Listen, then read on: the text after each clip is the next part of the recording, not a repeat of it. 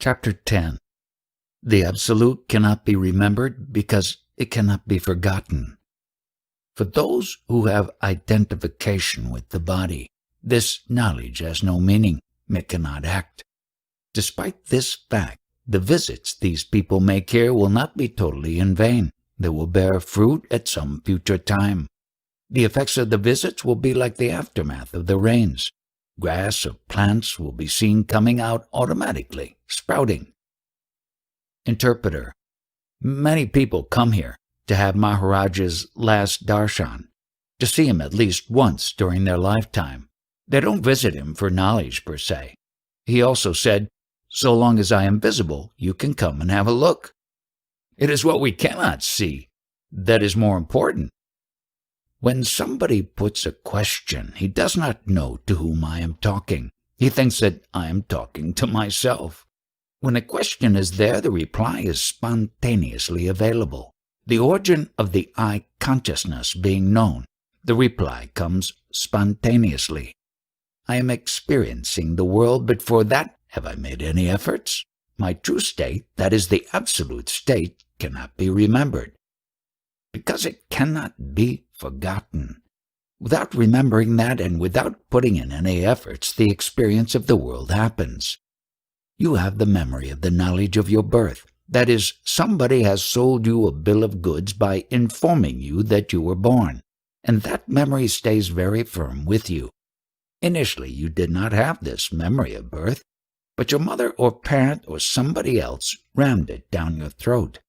Subsequently, this concept was constantly reinforced with steady effort, like driving a nail into the wall. As a result, that memory has become very strong with you. Ultimately, this very concept is strangulating you. In the absence of the beingness, when you did not know about your existence, both the world and the joy of the Brahman were worthless to you. They acquired value only when you came to know that you existed. In fact, until then, nothing was of any value to you. This memory I am is neither true nor false. It is without these two attributes. That memory of beingness only appears to exist.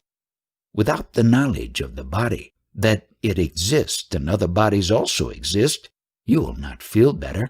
In other words, you can entertain yourself only so long as you know you are identified with your body and consider other people also as bodies, not as knowledge. Then only can you have entertainment in this world and pass time. Otherwise, how can you pass time? What do you mean by seeing everything as knowledge?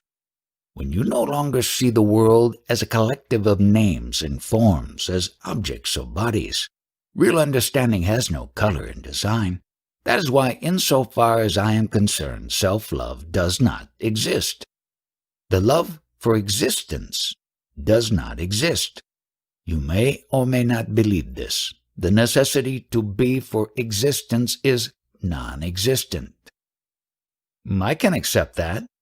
I am asking you, without body, how to pass time. For a sage is that principle which is prior to body, timeless. How did he pass time? When the body was not there, that is, when the consciousness was not there, how many years passed by without knowledge of existence? It is a timeless state. When you witness, only then there is time. Time and consciousness appear together. Without consciousness, there is no time. For consciousness is time, and there is no consciousness prior to body. But then what was there? No. The question was how to pass time. Your question does not arise. Sometimes you like to ask a question but do not know what to ask. You don't hit on the correct question, the only appropriate one. The question comes up in jerks like a cat, you know. It touches with its mouth the udders of the mother. We call it bunting. Then what is the knowledge of religion? How do you understand this? Time suspension? Your eternal true state is your religion, svarupa. The word means your own true state. To remain in that is your svadharma, your own religion. All other things concern religions of others, not yours. For one who has no form, how can he behave in accordance with his religion? Svadharma means to abide in beingness. In this world we refer to some entity as God. That God, is he having any behavior? Has he any tradition, any rules and regulations? I think all those rules and regulations are just a product of man's concept.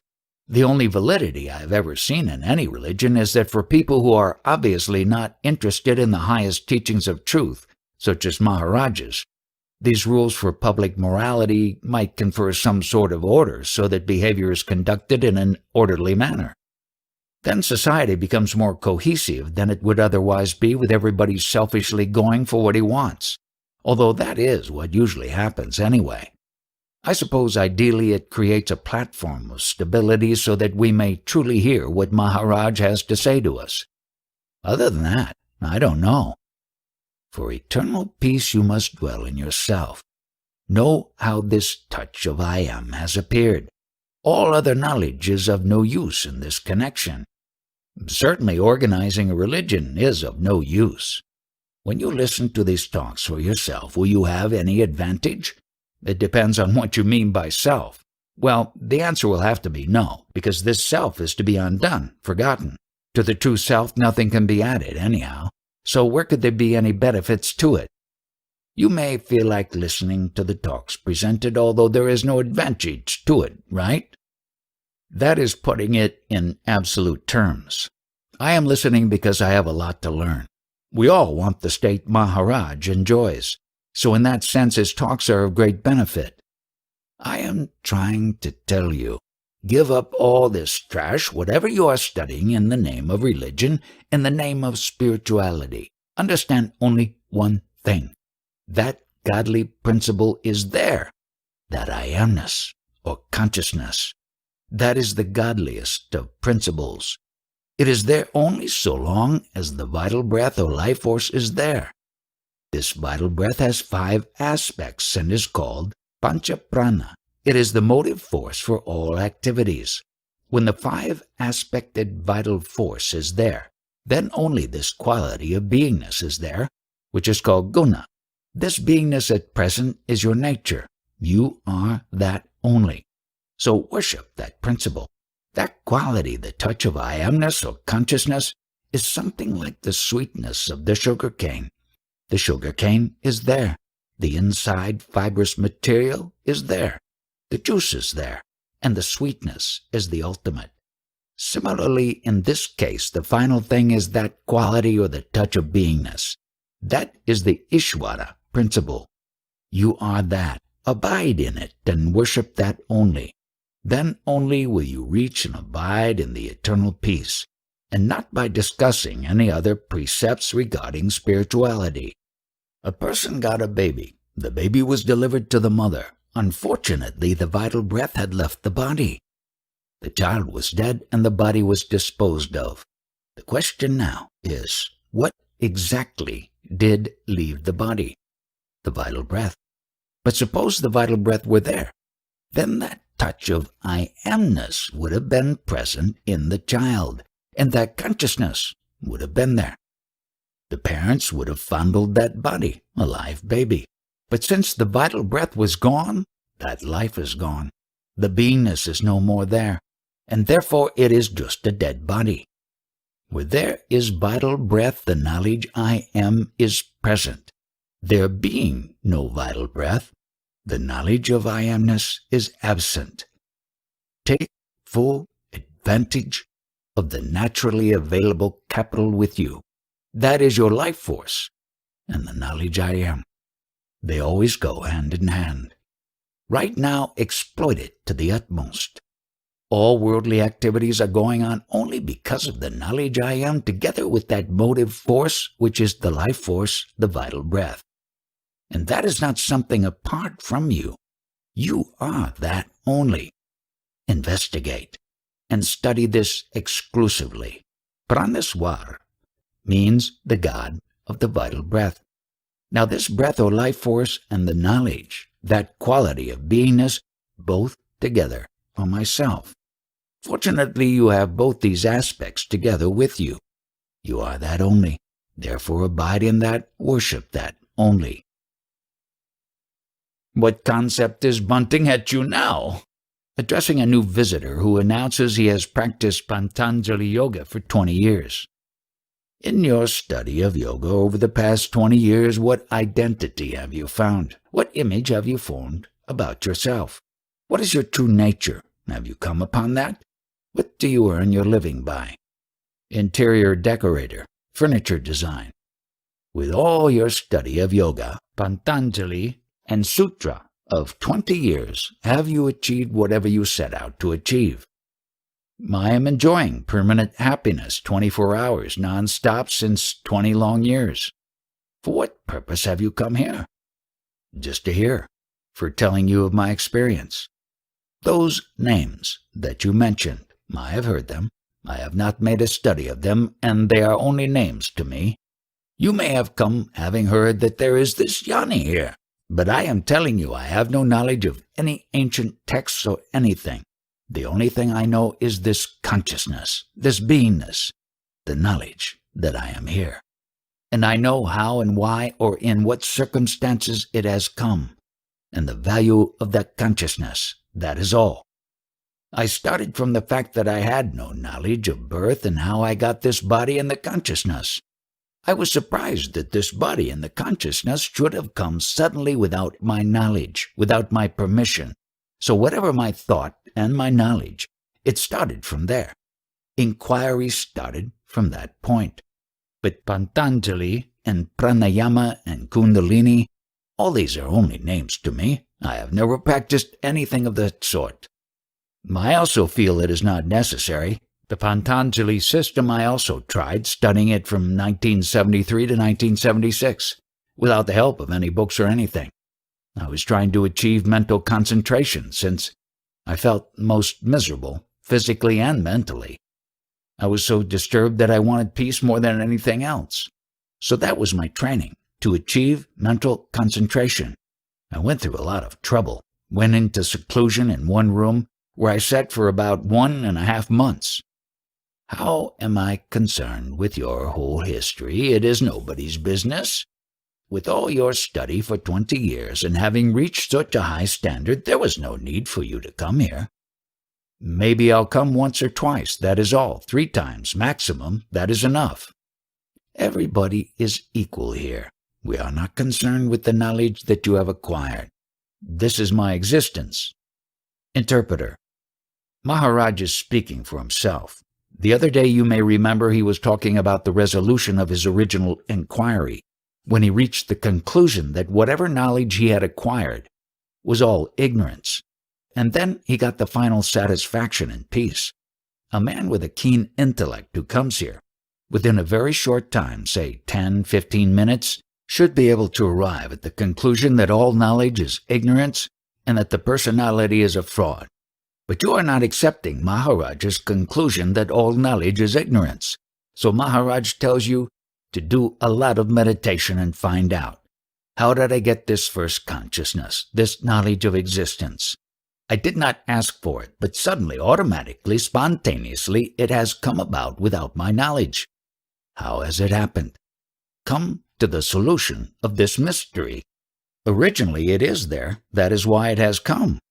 When all the 4 Vedas ultimately came to the conclusion that it was beyond this power, what will your words achieve? Nobody's words can achieve, no word can achieve this thing.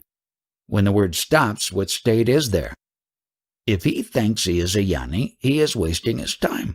Only that person who thinks he has no knowledge should come here. But people like you who think they have knowledge, there is no use in coming here. You are wasting your time. No, I don't think I have knowledge. No use your coming here. You are wasting your time. I don't think anything like that. If somebody thinks it is a problem, I don't think. Interpreter, please, we come here to listen to his words, and we don't intend to make any comments that are irrelevant. Therefore, whatever he says, and that is being translated, if you have a question on that, what happens to the people who come here? They come because they consider themselves ignorant and want knowledge. So when they listen, they get knowledge, and ultimately they give it up again as being unnecessary. But those who consider themselves to be a Yanni, who consider that they have knowledge, They are wasting their time by coming here. For a person who is a yoni to come here, no yoni will come here. For coming here itself is an admission that he is not a yoni. Therefore, it would be impossible for him to come here. Only someone who is in need of knowledge will come here. What is the extent of my knowledge? Nobody will ask, Bombay, where have you come from, and give me any details of it. Nor would Bombay ask anyone, where have you come from, and what are your antecedents? That is the extent of my knowledge. Advaita means unicity. In that, how can there be two, one asking another? Interpreter. Maharaj says his center of seeing is no longer from the phenomenal. It lies in the noumenon. But persons come here, and to that extent we are phenomena. Therefore, in dealing with us, he is forced to see and speak from the point of view of the phenomenon. Otherwise, as far as he is concerned, he is totally in the noumenon. And so whatever happens in the phenomenal realm cannot and does not affect him. People call to invite him, and he appreciates that, but he says, what is the use? I don't have an instrument with which to enjoy that hospitality or whatever is being offered. The instrument no longer functions. Anything considered eminently acceptable cannot be accepted because it has no effect on me, since there is nothing with which I can enjoy it. But that is a position which I am unable to express, or is not to be expressed to others. All worldly wisdom and activities are directed toward acquiring worldly happiness. Whatever one sees, one gets interested in. There's a couplet which says that to anyone who is interested in worldly activities and pleasures, how can unworldly wisdom even come near him? A person may read religious books and get interested in them, but for what purpose? Reading them gives him a sense of satisfaction, a feeling that he has done something worthwhile. He has done his duty as far as spiritual matters are concerned. That is all right, so far as it goes. But what have you done to see your true nature? The 5 kinds of sensory perception, anything perceived by the senses, all that is only concerned with worldly pleasures. Sensory perception can give only pleasures of these 5 senses. There is no 6th kind of pleasure which sensory perception can give you. One who has not realized the nature of the 5 elements and the 5 senses of perception will get himself involved and remain involved, but the one who has seen their nature and the way they work will remain aloof and apart from them. I repeat, what is this state before this knowledge I am came upon me? When the knowledge I am came, the one who is satisfied with that will reach the state where he considers himself God and Brahman. But he does not go beyond it or prior to it. In the ultimate state lies the prior state, that is, the state before this knowledge I am ever dawned on me, the highest state, the best state, the original state. Consider the concept that the 5 elements and the 3 gunas are the lotus with these leaves, the little petals. When you remove its petals, then what remains? The Marathi word for lotus is kamala, and the last 2 syllables, mala, means impurity. So you remove the impurity, and then what remains? Unless there is impurity, how can you see the purity? In pure purity, you will not see either purity or anything. Only through the impurity can you perceive purity. Then you see both impurity and purity, seeing against the backdrop of purity. So here again is a further description of the one who has reached the delivered state. When everything has been given up and nothing creates attachment any longer, neither knowledge nor worldly pleasures, then one is in the state of deliverance. So that is as being the emperor of that original state. There is no attachment for that which is born, not even for that consciousness which is there. When all impurity of any kind, everything has disappeared, then the original state is reached. Consciousness cannot exist without the body, which is the result of procreation. So ultimately, is this consciousness itself not based upon impurity? Earlier, I had asked if anyone comes here who considers himself to be a yoni. We will ask him, What is your age? He is bound to say so many years. Now that calculation, is it not based on the start of that impurity? Or rather from the day of the manifestation of that impurity? He who still carries the concept of his physical age cannot be a jnani. Here is another example of non-attachment. A close relative and associate of mine died recently. Does that personality who is now considered dead have any use for me? Do I have any use for him? Does he have any use for himself? Whatever people may say about his death, what has happened? Consider exactly what has happened, and therefore don't be attached to him. This is an example of pure knowledge. That is, will the person who has gone, or whatever has gone, have any memory of myself? Then what is the point of my keeping memories of him, of that which has gone? There is nothing in the field of ignorance which can be pointed to as a comparison for the original state of fullness and wholeness, that which is. I repeat, just imagine that state. It is impossible to imagine. Any way in which we could imagine it would belittle us. It would still be a concept. Interpreter.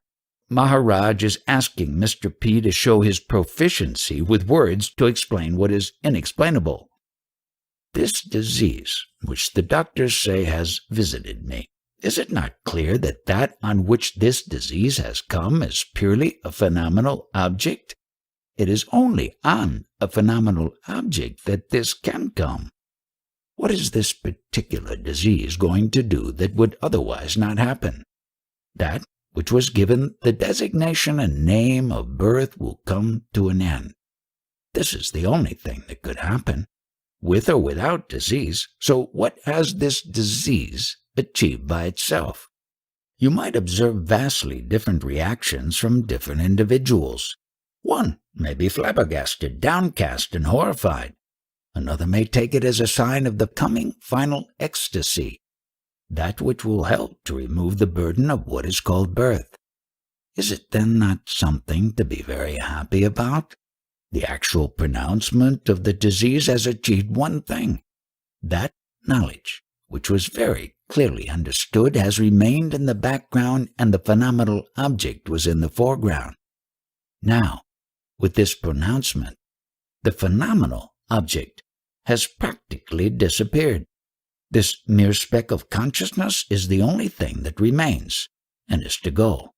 Who is to suffer the normal progress of this dreaded disease? Or what is to suffer, and what is its result? The result will be that that which was given the designation or name of birth may be wiped out. That is all that will happen. What is the normal process of fear? Any event that causes fear, if one succumbs to it, the fear envelops you. But if you do not accept it, the event that is something to be feared, and you look at it squarely in the face, then what happens is that the fear-causing event remains at a distance. My teaching is very simple. There are two things to be understood. One is something I can see about myself, which is time-bound, proceeding from a particular point to a particular point. Beyond the latter point, whatever was perceptible will become imperceptible.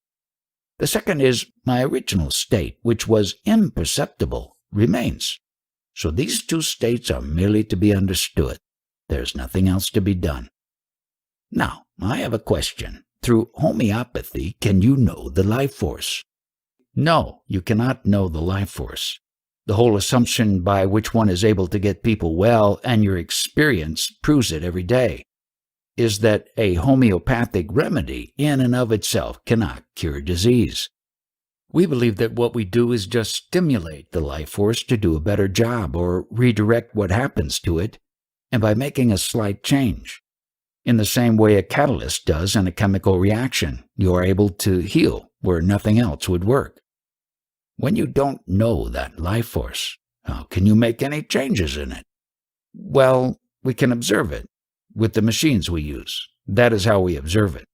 That is how we believe we have made a great advance on the traditional ways of prescribing homeopathic remedies, which are much more hit and miss and time-consuming in finding out what will work. But when Maharaj asked me, do I know the life force? I only feel it working in my very own body in still very unrefined ways. That is all I can say. So it is not the sort of intimate, profound insight that he would have into its workings. You cannot clearly know the quality of the consciousness or the type of consciousness. Machines will never tell us that. In Hindustani music, there are various ragas. The experts know the differences between these ragas and can teach accordingly. Similarly, the changes in this consciousness, the types or quality of consciousness, can they be detected and explained? No, I don't believe they can. Bodily changes, yes. Changes in the body's substance that you can detect, but not in the consciousness. And at a subtle energy level relative to the body, but nothing more than that. I believe it can be known through experience, consciously, but it cannot be measured by machines. The only time we can see it, upsets on an emotional level hampering us, is when people don't respond. You just develop an intuition about what is happening with a certain patient, but you are not able to measure it directly. You just see their lack of response and know there is a tremendous stress input from those levels in their lives. Whatever changes take place in the body substance, the consciousness is similarly affected. The emotions are also affected. I believe that is so. You cannot get lasting satisfaction from reading books, so you must try to know the seed of this knowingness, its very quality. Only then can you have this eternal peace or lasting satisfaction. But once you understand that, then what happens is of no further use, because there is no experiencer of all that anymore. What is of no use? That satisfaction, or eternal peace, is of no use, because there is no experiencer of it. That is my state. Consciousness is the product of this body substance. So when you transcend it, then it is of no use to that ultimate principle. I call a siddha, one who has attained the ultimate. In that ultimate state, the devotee and God, the Maya, the primary illusion, and the Brahman, all these concepts cease to exist. And there is no beneficiary or experiencer of all that, because he is without the concept I am. He does not know I am. He does not know that he exists in that state. That knowingness is completely obliterated. The experiencing state begins only with the aid of knowingness. But this knowingness is the product of this objective world, this objective matter, this food body. Through it, that sattva advaita, atomic consciousness, is understood. Then it is seen to fall into the category of illusion. It is ultimately non-existent, and thereafter twin categories such as God, devotee, Maya, Brahman, all these concepts, this entire world of duality, cease to exist. This love of beingness is there in all living creatures. The beingness is loved. That self itself is loved. But the love of beingness, where is the origin of that? The origin lies in that atomic consciousness.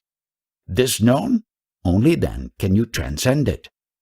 People are talking about this devotee and relative of mine, one Mr. H, who recently passed away. H represented the pulsation of something named H. So what happened to that pulsation, as he is no more there? That principle, for the entity of which this pulsation manifested itself, has vanished. People have tried to explain it by saying that H has gone to heaven. He will again be incarnated and so on.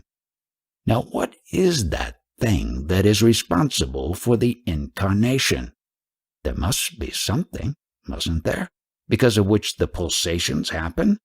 The pulsation itself is the life force, but then we identify that as some individual. The principal concept is the knowledge I am. It is the mother of all other concepts. When this concept is there, then so many other concepts also appear. Now, whatever religions there are, they are only full of concepts. Somebody likes a particular concept and passes it on to his disciples, and he gets a following.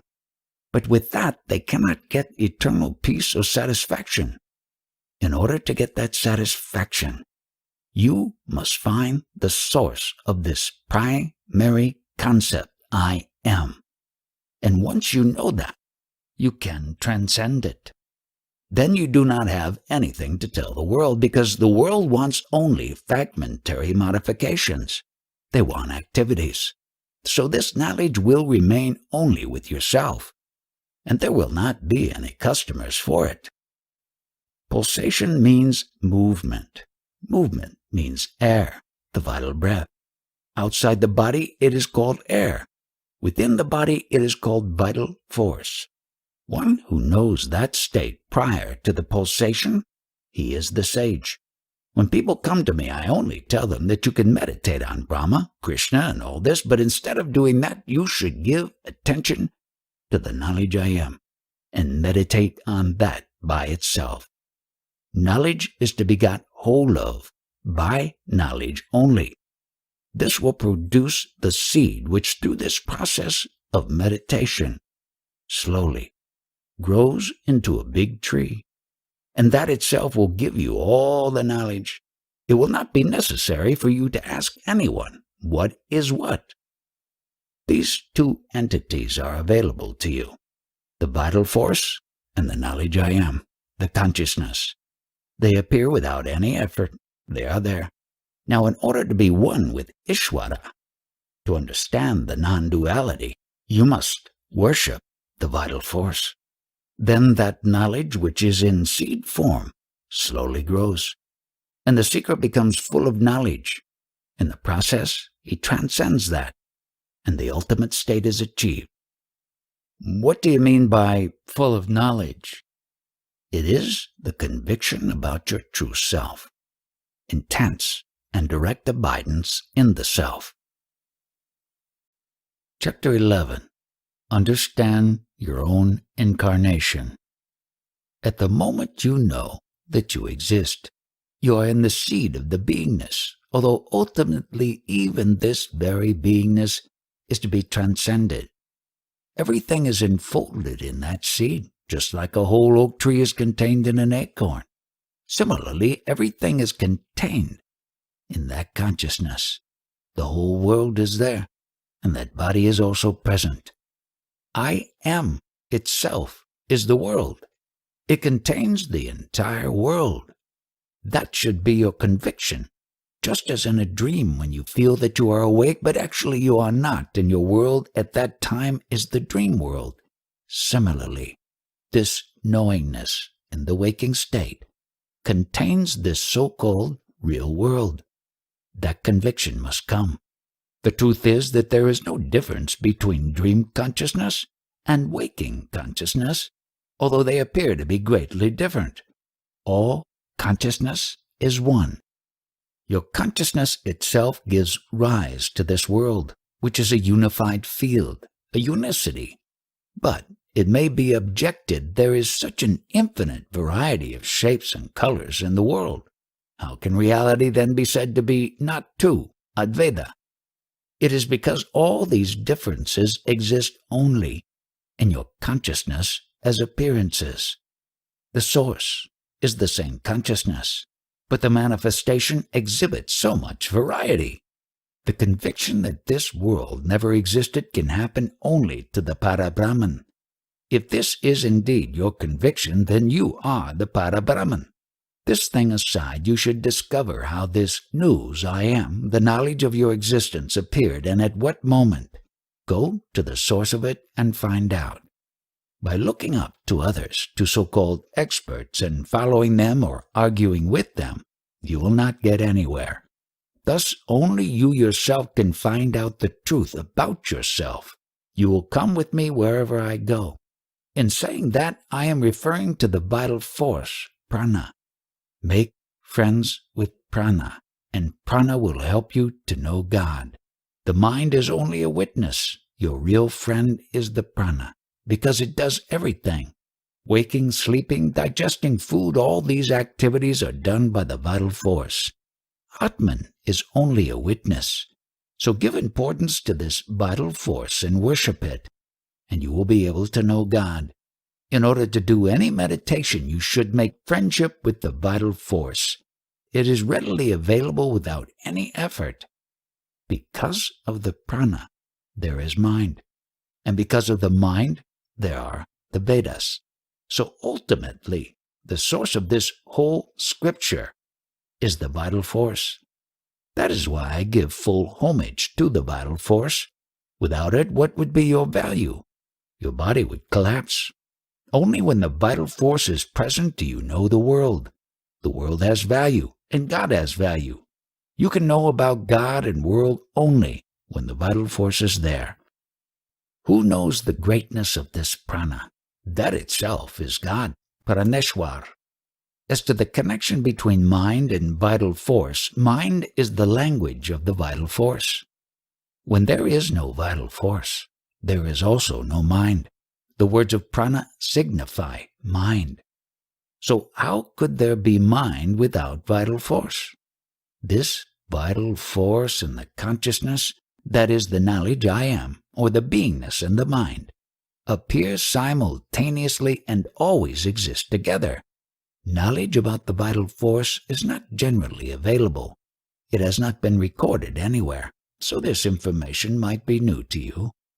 Now you have listened to me 2 or 3 times. What is its result on you? I know that whatever Maharaj has told us is the truth. Now I also requested of him to show me a way, so he says sadhana is not the way, though it helps, initially. But more important, most essential, is determination. So that I am practicing. It is a very difficult thing, and with his blessing one day I will succeed. You will do sadhana only until you receive the fruit of it. Eventually you will receive the result in the palm of your hand. Until then, you will do some practice. What generally do you do spiritual practices for? What do you make an effort for? If you do any sadhana, you expect to get something out of it. You say to yourself, this is what I want. So any sadhana implies a purpose. Whatever kind of sadhana is done, one does it with a certain aim in mind. Now, who or what is the entity that is practicing? Who is doing the sadhana? It has no form and no shape. So where is it? It is within this form, this body, the indwelling principle. For how long will it continue practicing, and what is its aim? The aim is to abide in the self only. Until then it will continue the sadhana. Once it is established in the self, then the objective, the person who is practicing, and the process of practicing are all one only. Sadhaka and sadhana become one only. You see, when you make sankalpa, what does it indicate? Objective, the need. That is the whole purpose of sankalpa. What do you mean by sankalpa? Sankalpa means objective, intense desire and determination. Sankalpa actually means you express. What is the objective of sadhana? I want this. Say you want a medical degree. That is sankalpa. Then sadhana is your practicing and attending college, doing the homework. All that is sadhana. You made a sankalpa to meet him today. Then you came, walked, climbed the stairs. That is the sadhana. Sankalpa, for example, that I want to meet him, has no form or shape. It is the objective and its expression. Now the one who makes this sankalpa, that one also has no form. For how long do you have to continue this practice? So long as you are identifying with form. Until then, the practice will go on. Once you reach the objective, that is, you are not the body-mind, not the body-form any longer, there is no practice any more. You have great faith in the Bhagavad Gita. Is it not so? What is Bhagavad Gita? Gita is the song sung by Lord Krishna. He sang the song, just as I am singing this talk to you now. This is his Gita. Now you are facing Bhagavad Gita. You read it, recite it, remember it. But what is important? You must get to know that Krishna who sang that Gita. You must get his knowledge, what he is. Is it not an incarnation? Lord Krishna, he descended into this world, incarnation. In short, from nothingness the form was taken. That is what is meant by descending into form. That is avatar. Normally, for an ordinary soul, you would say that from nothingness the person has appeared. You would just call it a birth. But in the case of these great personalities, great sages, you call it avatar, incarnation. It is good that you are studying the Gita. But what about the Bhagavan Krishna, who sang that Gita? What about him? Are you taking care of him by understanding him? Now you are trying to understand him through bhakti. It means you are creating certain concepts. That is not correct. From nothingness he is or he was. How did this happen? What was it that descended? It is this incarnation that you must understand. The descent into avatar, into a form. Attendance of this beingness. Avatar, what is this? That is to be studied and understood. Prior to incarnation, whatever that personality, he had no knowledge about himself. After descending into this incarnation, he started to deliver himself. Prior to that, there was no knowledge about himself. Before avatar, was he not Brahman, Paramatman? Before descending into this avatar, this knowledge quality was not present. Knowingness was not there. The I am was absent, not available. It is a non-knowing state, but afterwards the state comprises all conceptual titles and names, and they are a person's shackles. Suppose some convicted person is at large and the government wants to apprehend him. So how would the government arrest him? Through the shackles of his name. If he did not have those shackles on him, would he have been caught? In the core of yourself, there is no imposition of any title or name. But externally, on the surface, you accept it. Therefore, that internal core, which has no name, how can you arrest that? What is the leash each man has? What are the shackles he wears? It is only the name. Any person, any embodied person with that knowledge I am carries on his activities in the world with the shackles of name only. If he had no name, it would not be possible to carry on with the activities. In that inner core, that knowingness or I amness, there are no shackles. Once it is understood that I am is purely I am, formless and not that shackled body form, then no liberation is called for. To be stabilized in that beingness which has no name and form, that itself is liberation. What I am driving at is the following. You are a devotee of Krishna and Bhagavad Gita, but do you have the knowledge of Lord Krishna? You know the historical facts about his birth and so on, all that you know by heart. But you must know what this incarnation is. After this process of incarnation, that is, forming as the body, is over, then only this knowledge I am dawns in him. Then he knows he is, but in that prior process he does not. All the beings, all the personalities are hauled into court, and I am introducing this Lord Krishna as the chief accused, representing all. So I am talking about him. What is this incarnation? He represents all humanity.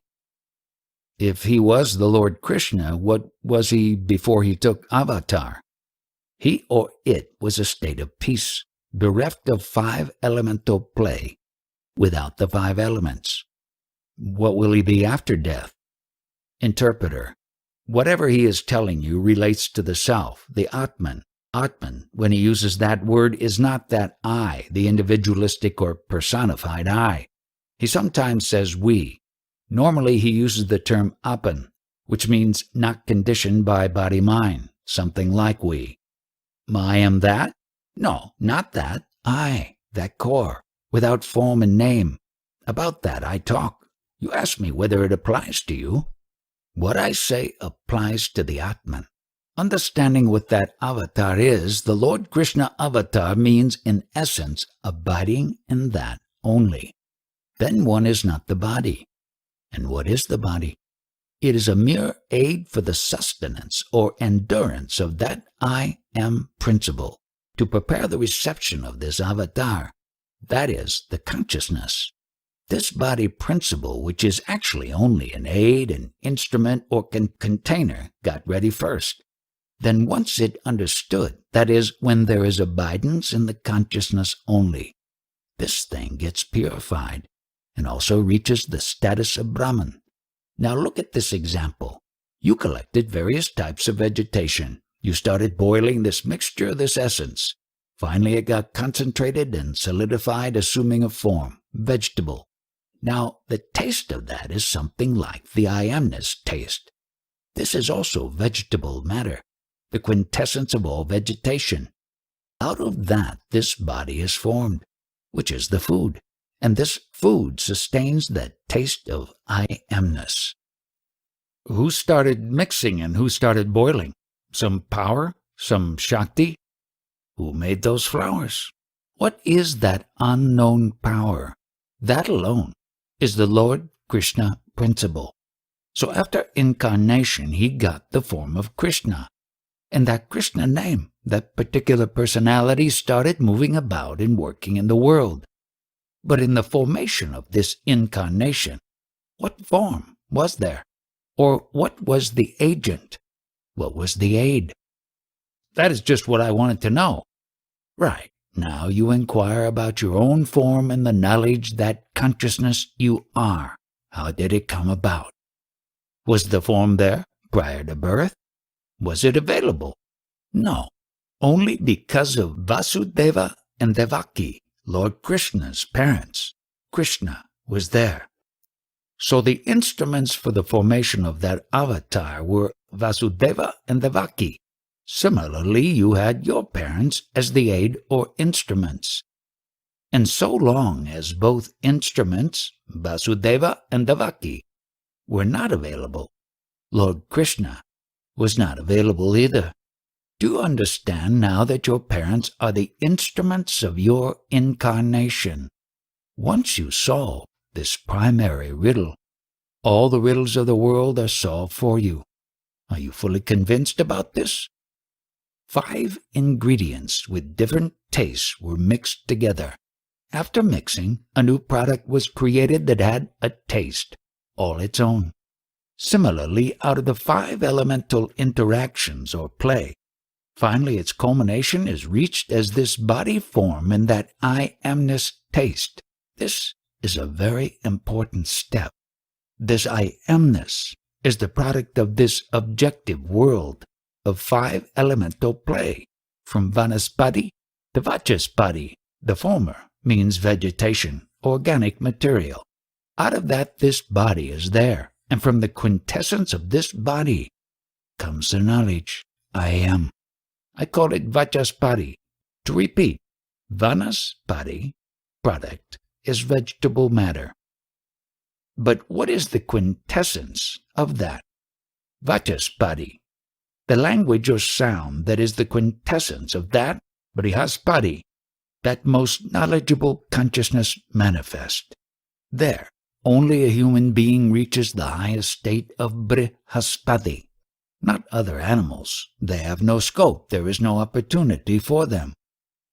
One who understands this process of incarnation will have gone through the entire thing. He will have studied all the instruments and everything. In this process, he escapes or transcends that. And he is beyond that. He is free of everything. The I taste represents my father, mother. The quality of the quintessence of my parents, I am. The juices or secretions of the parents get mingled together. The taste of that I am. Don't you understand how the incarnation of Lord Krishna also took place? I doubt whether this is clear to you. It is clear. The process of incarnation of Lord Krishna is exactly like this. So when the quintessence of the parents gets consumed or exhausted, it is said in common parlance, he, the offspring, is dead. And then the I amness taste also vanished. Now can you get to know Lord Krishna? I will try.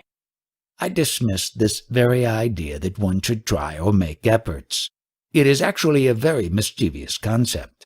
It is enough to understand the core meaning of all this. That is all. Once you abide in the meaning of that, where's the question of sadhana? If evolution is a fact, why were initially souls born in such a disadvantaged position that they had to keep improving birth after birth? You see, this is the counter question I normally put. If your next birth is decided because of your past actions, but then what about your very first birth? I do not believe in reincarnation. However, I do not want to discuss that either, but if someone insists and says the Shastras says so, I will say yes, the Shastras, the scriptures states it like that. I do not want to discuss further on that point because it is adding to your concepts. Right here and now, I want you to understand what is what. That knowledge I am is not there after death. So where is any individuality left? So how can there be any question of further births? The fact is that nothing is born. There is no world. The world appears, but it is not there. So you are talking about the next birth. But there is no birth at all. Even now, there is no birth. Understand Krishna. Krishna, or any of the avatars, is merely a happening which has come and gone. You are not affected. So who is it that needs enlightenment? There is no entity that needs enlightenment. There is no such thing as enlightenment. After the body's death, there is Vijnana, the absolute state. In spite of the body, I am in the Vijnana state. Worlds come and go. I am the original being. Inquire only about your own self. When your very birth is disproved non-existent, where's the question of rebirth? Don't worry about the world. Worry about your own self, about your own birth. These concepts, reincarnation, etc., are meant for the ignorant. Once you settle this issue of incarnation of Lord Krishna and yourself, everything is over. For a number of years you have been studying. You have been active in this field of spirituality, but who is doing all this? That you are not taught. Whatever spirituality you may be practicing is full of concepts only. But actually, who is doing all the studies? That you have not understood. The reason that there is no realization in spite of all your trouble is that you are trying to identify with the body. You don't give up that identification. If you do not consider yourself as anything else, then at least consider yourself as the vital force. Identify yourself as the vital force and be like that. Other than the vital force, what is the most important thing in your body? Nothing. The vital force is the most important. I will again give you a very good explanation of what is mind. Whatever impressions you receive through the five senses, whatever you see, hear, taste, etc., all these impressions are in that vital force itself. They are ultimately gathered in the vital force, in the form of words. Language is the mind. Whatever you have never heard, you will never speak. Whatever happens through the five sense organs, whatever is known, is photographed and accumulated in the vital force. And the language of the vital force is the mind. Through the vital breath you perceive the world. And when you perceive the world, you perceive the five dimensions, or rather the five aspects of whatever you observe through your five senses, and then it is recorded. That vital breath is therefore the most important motive force available to you. And when that vital force is available, it means you are also there. That I amness, consciousness, or beingness, and the vital force both always exist together, like sugar and sweetness. What is this vital force and that beingness? They form the quintessence of the five elemental play. Being part of it, it has come to fruition as I amness. So don't try to make a fragment of it. That quintessential I amness means everything. So when you embrace the body, that I am the body idea, you make a fragment out of the totality. And this is the crucial mistake. Whatever experience you get, you study that experience, you understand it, but who is taking the photographs of all the experiences? Is it the vital breath? Where do you figure in all this? For all the species, including human beings, this vital force itself is godly. And this vital force also contains that Ishvara or consciousness principle. Now you should find out, how are you going to focus your attention on that vital breath and meditate on the self? That is for you to discover. The vital breath gets conditioned or manacled by the bondage of name. It accepts the name as I am. This is the mistake. That which is deconditioned from name and form is Paramatman. That which is conditioned by the body, mind and name and form is called Jiva. The language of the vital breath is mind, and the mind is the motive force for all activities. Have you any questions on this aspect, this theme only? It is very difficult to ask questions at this point. If you are able to establish yourself in the vital breath as you are, you become manifest. The vital breath, when it is conditioned by the body, you call it a personality. But as a matter of fact, the vital breath is spread all over. It is manifest. It is universal. If you are stabilized in the vital breath as I am, that in itself will get you there. The vital breath is not confined to the body. All elements are moved, operated by the vital breath. But because it is inside the body, you call it prana, vital breath. This vital breath itself is a vital energy. And that qualitative principle is the knowingness that is in the vital force. It appears your studies of this subject are essentially based on whatever information you collect from others. That is a pity. The vital breath knows no death, and the indwelling principle, that qualitative principle I amness, it also cannot have death. If I die without realizing I am this principle, what will happen? You will die. In this connection, please don't use that word I, that exclusive personified I. You should talk without it. The moment you say I, you are personified. You become individual. This body? What do you mean by body? Body is the food for that touch of I amness consciousness. Now take this chemical, whatever is fixed to that stick, holding a match. That is the food for that spark. So long as this chemical ingredient is available, that food is available. And until then, the spark will last. It seems you never feel happy unless you get identified with the body. Get instead identified with the vital force, the vital breath, and then talk. Have you ever seen the vital breath lying dead as a corpse? What is the vital primary capital available to you now? It is the vital force only, and with that you perceive through the senses. By worshipping that vital force, if the body drops, when in common parlance it is known as dead, actually, do I die? Your pranesvar, that divine vital breath, is it at any time apart from your body? Wherever you go, you are always accompanied. Who is your constant escort? It is that pranesvar, that vital force. If there is no association with this vital force, can there be that I amness? In life, if I do not realize myself and the body drops, what will happen to that vital breath? You are accusing the vital breath. The body will drop, but what will happen to you, the vital breath? Whether I realize or I do not realize myself, there is a difference. What does it matter? That is my responsibility from my standpoint. For millions of years, eternally, I never knew I was. How did it matter? In the absolute state, that I amness was not available. What did happen? It did not matter at all. Because of the confluence of the vital breath and that touch of I amness, There are all these incidences of pleasure and pain.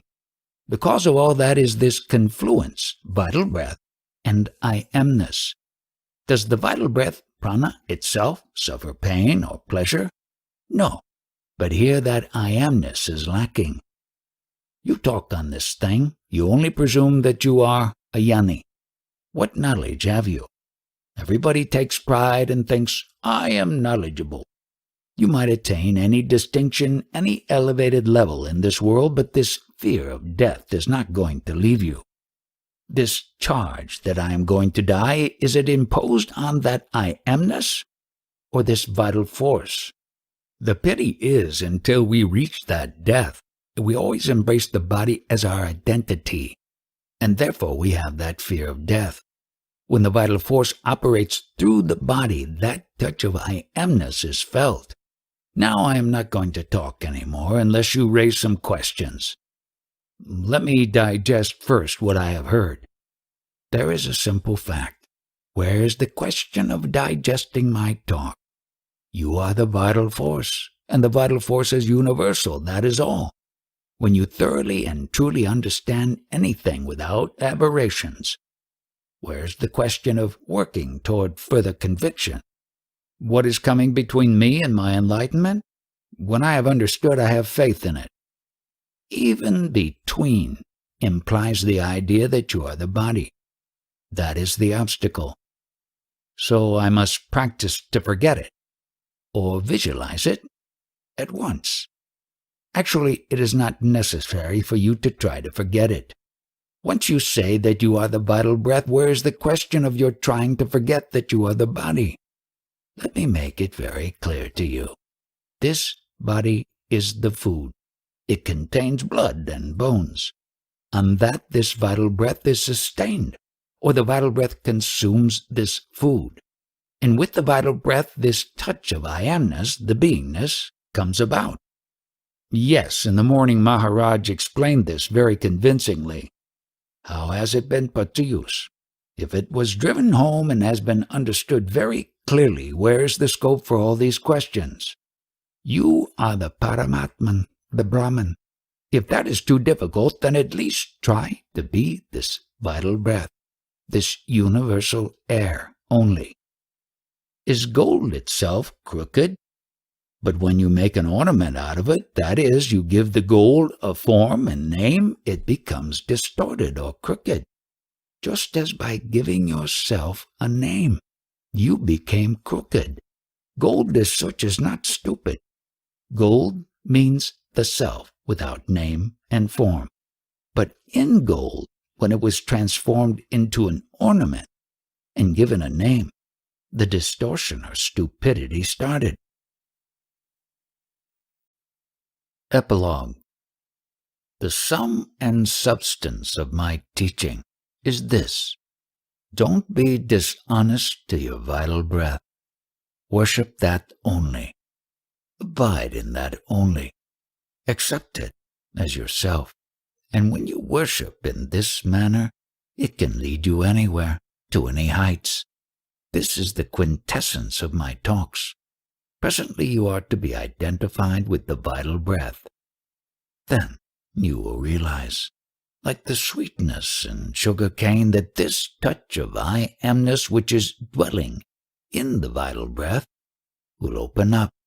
So understand these words, this advice. Assimilate it. And so long as the vital breath is flowing through you, abide in that. If the vital breath is there, you are there, and so is Ishvara. In such simplified fashion, nobody has expounded this profound knowledge. July 15, 1980.